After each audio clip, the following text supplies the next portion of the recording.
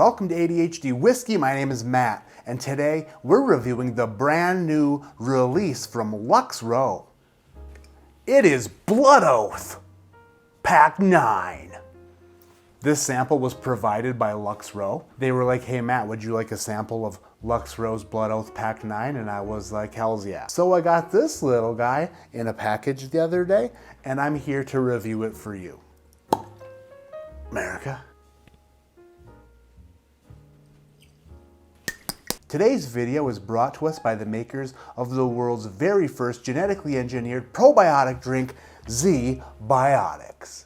Z-Biotics, what's all the fuss about? Actually, there's no fuss at all. All you do is grab a Z-Biotics, you give it a good shake, you put it down the hatch before you start drinking alcohol, then you just drink responsibly, try to stay hydrated, get a good night's sleep, and guess what? Next day, you're gonna feel great! Z-Biotics works by breaking down the toxic byproduct created by alcohol before it reaches the liver. That way, the day after drinking, you can deliver and be a well-functioning oiled adult. If you want to enjoy the next day after drinking alcohol, then click on my link in the description below. Scan this QR code on the screen or go to zbiotics.com/ADHD. Use code ADHD at checkout and you're gonna get 15% off your first order. Thank you Z-Biotics for sponsoring the video, and thank you viewers for supporting the people who support the channel. Blood Oath for immediate release. Lux Row Distillers Blood Oath Pact 9 Kentucky Straight Bourbon Whiskey arrives at retail in April. That was last month. Lux Row Master Distiller and Master Blender John Rempe renews his annual pact with bourbon drinkers with the release of Blood Oath Pact 9. Kentucky Straight Bourbon Whiskey finished in Oloroso sherry casks. Retail price of $129.99. Is that higher than last year? That might be higher than last year. Probably. Everything costs more money nowadays, including this shirt. Actually was $12 at Walmart. As with all of Rempe's pacts, Blood Oath Pact 9 is offered at 98.6 proof, which is the temperature of, you guessed it, blood. Blood Oath Pact 9 combines some of the finest extra-aged bourbons Rempe could find, including a 16-year rye bourbon and a 12-year rye bourbon, as well as a 7-year rye bourbon finished in Oloroso sherry casks from the Sherry Triangle region in southwest Spain. This rare pact shall never again be made. I've made this joke before. If it were me and I were to start a whiskey company, I wouldn't go straight to Blood Oath. I would start with like Pinky Promise and then like swear on my pet caterpillar's life. Work your way up to Blood Oath, you know what I mean? But no, Rempe went straight for the blood. Blood. So the only whiskey that's in here that was finished was the 7-year-old. The 12 and 16-year-old components were not finished. They were just blended with the 7-year finished. Let's get into this Blood Oath. Blood. Wow. That smells delightful. That smells very nice. Golden raisins. Not like the purple raisins, but the ones that are not purple, they're like golden, like a little bit of golden raisin. A lot of delicious sweetness is coming off the nose of this. It kind of smells like an adult Hawaiian punch, like an adult version of your favorite tropical punch drink. A little pineapple? A little pineapple? A little bit of barrel char. Just a tinge of sulfur, just a tinge. The sulfur note that you typically get from the sherry casks is not like predominant in here, but it is an underlayment, an undertone. In unrelated yet super related funny news that I wasn't anticipating or trying for, this is the third whiskey I'm reviewing this week that I'm picking up the sulfur note on, down the hatch.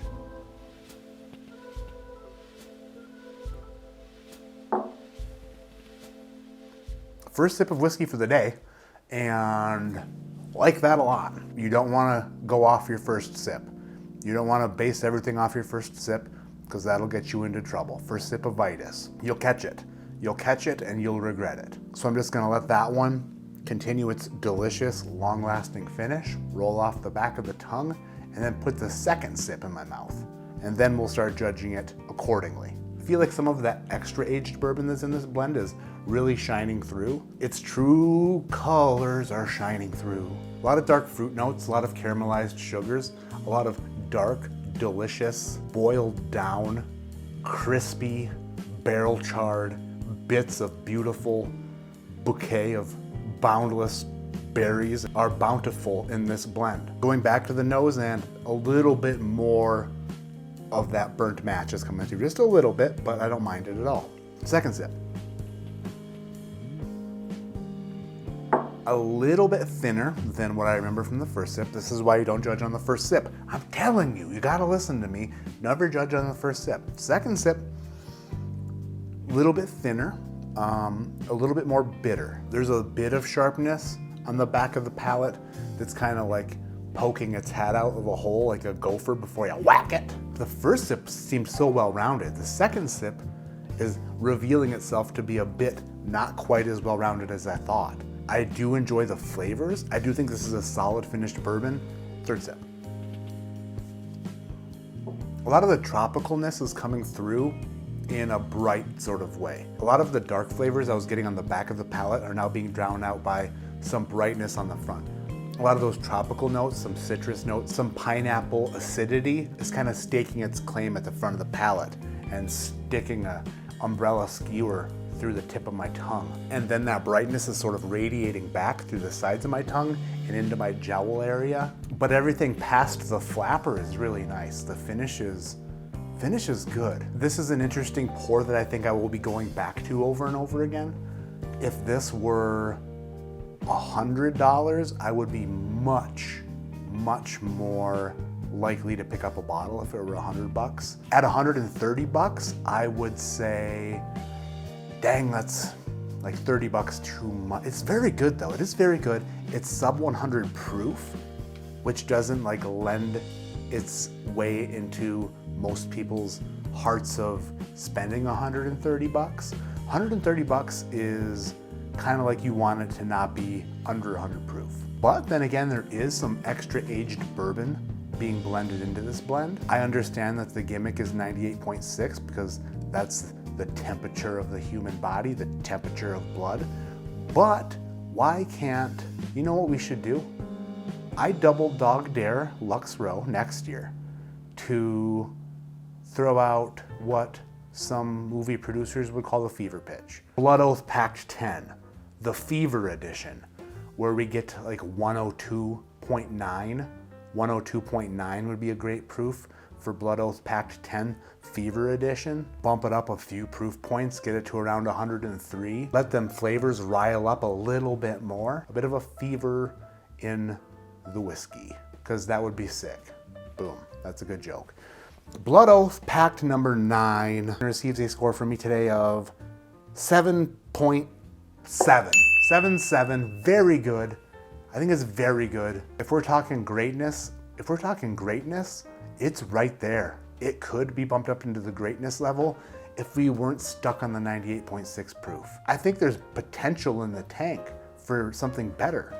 And isn't that the goal of what we want to do? Don't we want to make the best thing? That's what I think. I think we want to make the best thing. We don't want to make something very good with a gimmick. Like, hey, we realize that 98.6 was what we've always done for Blood Oath, but this tastes better at this proof. And since we have signed into a blood oath together, we must believe in each other and trust each other. And that's what a blood oath is all about, is trust. And the hope that nobody who signed into the blood oath is carrying a disease. But if there was a disease involved, that's just more opportunity for the fever version. Anyway, that is my review of Blood Oath Pact 9. Very good. If you have the other ones and you enjoyed them, I do believe you will enjoy this. I enjoy it. I can't wait to sip more of it. It's something that I'm going to look forward to seeing how it changes each time I sip it. And in 2023, it is a very good finished bourbon. Price a bit high, proof a bit low, but that's neither here nor there, unless of course you care, like me. My name is Matt, this is ADHD Whiskey, and like I always say, keep your head in the clouds, but your mind on being careful about what you sign and how you sign it, because contracts are everywhere. Verbal contracts apparently are a thing. I've heard that that's a thing, and you can sign them without even signing it. You can literally sign it with your mouth. Have I practiced writing letters with my tongue before? Yeah, but never mind. Also, you don't want to sign anything in a pencil, because people can erase that. Probably you don't want to sign anything in marker, because it could get washed out and faded and bleed through paper.